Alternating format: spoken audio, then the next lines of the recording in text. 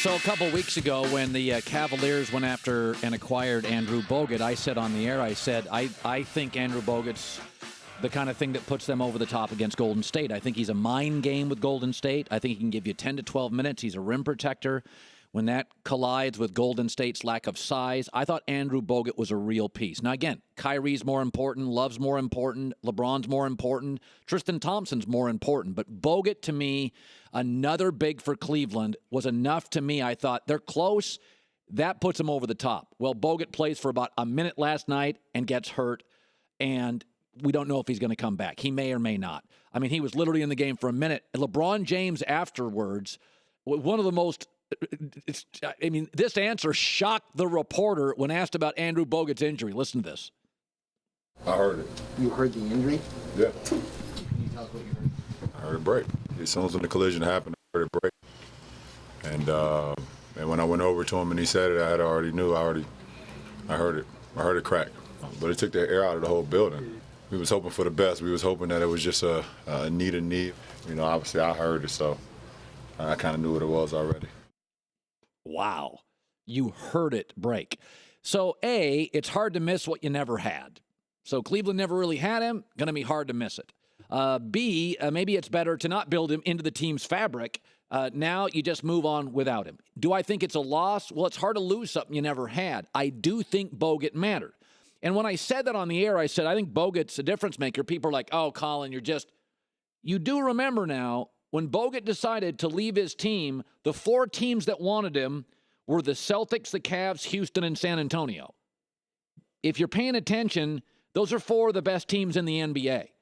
And they're also four of the best run teams in the NBA. San Antonio, Boston, really, really smart leadership in Boston, really smart leadership in San Antonio. Houston's got Daryl Morey, very smart GM. They all wanted Bogut.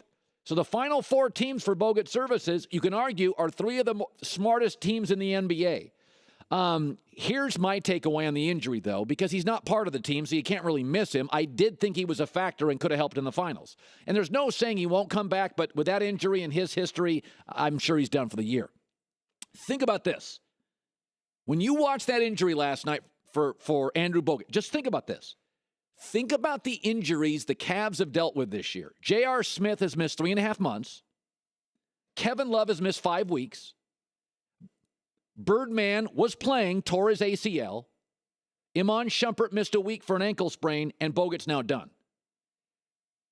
And they're still co-favorites to win the title. Speaks well of, LeBron. But this, folks, is precisely why the Cavs and the Spurs rest players. It is a luxury, but it has a purpose. Why do pilots only work 4 days a week? Because you'll want a rested pilot. It is a luxury, but it has a purpose. Why do doctors play so much golf? Heart surgery tomorrow for your daughter. You want a well-rested, happy doctor or one sleep-deprived? When teams in the NBA, the Spurs and the Cavs, take days off with veteran players, yes, it's a luxury, but it has a purpose. Let me give you an example of the travel schedule for an average NBA team. Let's just take the Golden State Warriors week.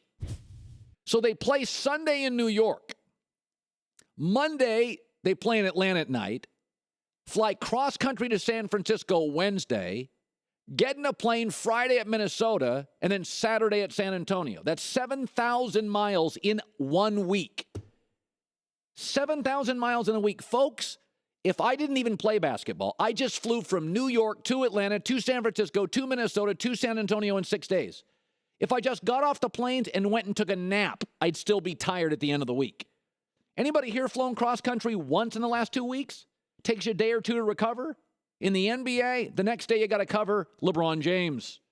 You got to guard Isaiah Thomas. You got to post up Kawhi and Leonard. Try to defend Russell Westbrook or James Harden. The Warriors' schedule just since Sunday at Atlanta, to San Francisco, at Minnesota, at San Antonio, arriving at 3 a.m, up at 9 for shoot-around. I don't care how much money they make. I don't care that it's a luxury plane and they have extra seating. They're all at 33,000 feet, dealing with turbulence and flying at night and screwing up your clock. So in the end, I understand people get upset with elite NBA teams resting stars. I get it. But it's why pilots only work 4 days a week. It's absolutely got a purpose.